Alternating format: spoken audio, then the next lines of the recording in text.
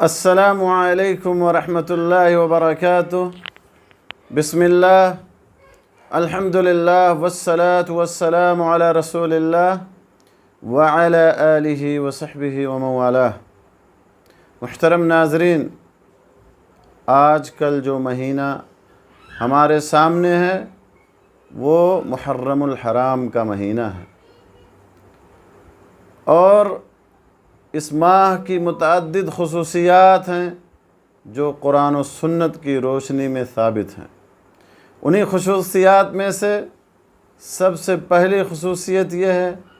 کہ ماہ محرم اسلامی اور ہجری سال کا پہلا مہینہ ہے، اور ہجری تاریخ کی ابتدا عہد فاروقی میں ہوئی، تمام جلیل القدر صحابہ کرام کے مشورے اور اتفاق کے بعد۔ ماہ محرم کی خصوصیات میں سے دوسری خصوصیت یہ ہے کہ یہ مہینہ حرمت والے 4 مہینوں میں سے ایک ہے۔ سال میں 12 مہینے ہوتے ہیں اور 12 مہینوں کا سال ہوتا ہے۔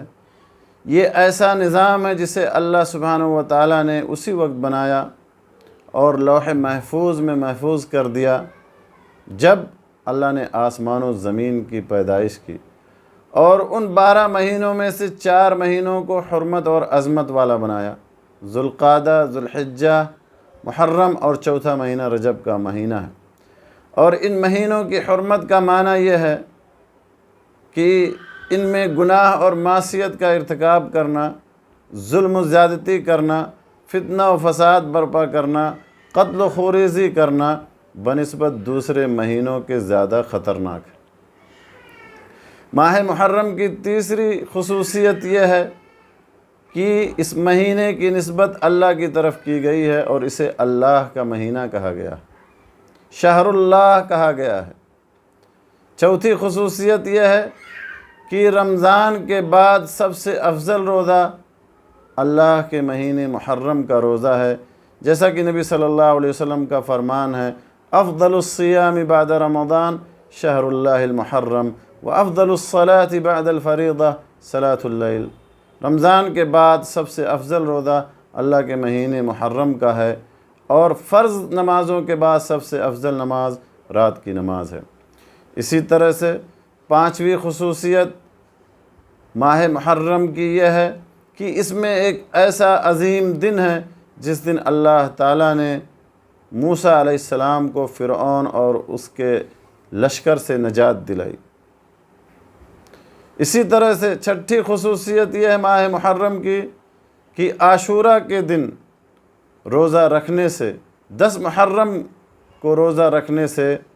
پچھلے 1 سال کے گناہ بخش دیے جاتے ہیں، جیسا کہ ابو قتادہ رضی اللہ تعالیٰ عنہ کی حدیث میں ہے کہ نبی صلی اللہ علیہ وسلم نے فرمایا: میں اللہ سے امید رکھتا ہوں کہ عاشورہ کا روزہ، 10 محرم کا روزہ گزشتہ 1 سال کے گناہوں کے لیے کفارہ ہوگا۔ اور آپ نے یہ خواہش بھی ظاہر کی کہ اگر میں آئندہ سال باحیات رہا تو 9 محرم کا بھی روزہ رکھوں گا۔ اسی لیے نبی صلی اللہ علیہ وسلم کی سنت کی اقتداء کرتے ہوئے ہمیں 9 اور 10 محرم کا روزہ رکھنا چاہیے، 2 دن کا روزہ رکھنا چاہیے، تاکہ یہود و نصارہ کی مخالفت بھی ہو۔ تو میرے دوستو، یہ وہ خصوصیات ہیں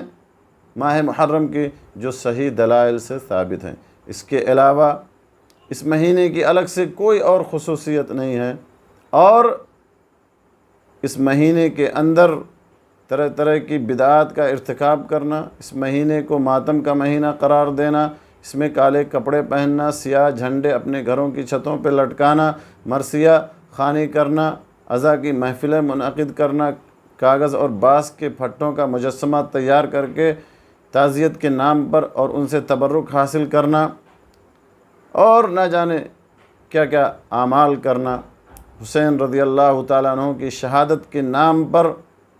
یا ان کی شہادت کو بہانہ بنا کر کے اپنے آپ کو زخمی کرنا، اپنے بالوں کو نوچنا، گریبان کو چاک کرنا، یہ تمام امور میرے دوستو بدعات اور خرافات میں سے،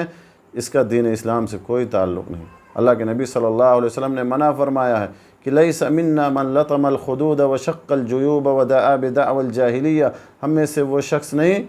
جو اپنے گالوں پہ تماشا مارے، کسی مصیبت کی وجہ سے اپنے گالوں پہ تماشا مارے اور اپنے گریبان چاک کرے اور جاہلیت کی پکار پکارے، اللہ سبحانہ و تعالیٰ سے دعا ہے کہ اللہ تعالیٰ ہمیں اس مہینے میں وہ اعمال کرنے کی توفیق عطا فرمائے جو نبی صلی اللہ علیہ وسلم سے ثابت ہیں، اور ان اعمال سے اللہ تعالیٰ ہمیں محفوظ رکھے جو بدعات اور خرافات میں سے ہیں، آمین۔ وآخر دعوانا ان الحمد للہ رب العالمین، وصلی اللہ علی نبینا محمد وعلی آلہ وصحبہ اجمعین۔